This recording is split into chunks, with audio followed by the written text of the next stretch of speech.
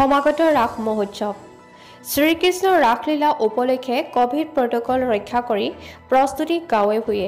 আখৰাত ৰাইডিঙীয়া ৰজাগাঁও অঞ্চলৰ জীয়ৰী বোৱাৰীসকল ৰাস মহোৎসৱত আখৰাত ব্যস্ত নগাঁও জিলাৰ ৰাইডিঙীয়া ৰজাগাঁও অঞ্চলৰ ৰাইজ ৰজাগাঁৱৰ জ্যেষ্ঠ ব্যক্তিসকলৰ উদ্যোগত তিনিদিনীয়া কাৰ্যসূচীৰে অনুষ্ঠিত হ'ব ৰাস উৎসৱ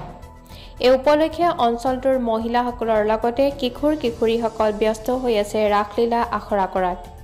বিগত বছৰসমূহৰ দৰে নহলেও অনুষ্ঠিপিয়াকৈ হ'লেও এইবাৰ শ্ৰীকৃষ্ণৰ ৰাসলীলা পাতিবলৈ ওলাইছে ৰজাগাঁওবাসীয়ে চৰকাৰী নীতি নিৰ্দেশনা মানি সম্পূৰ্ণ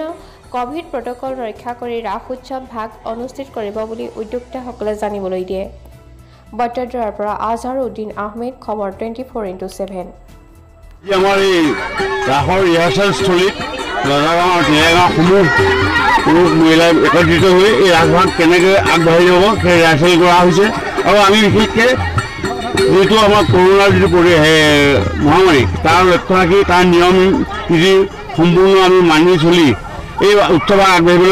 গৈছোঁ যিহেতু আমি আজি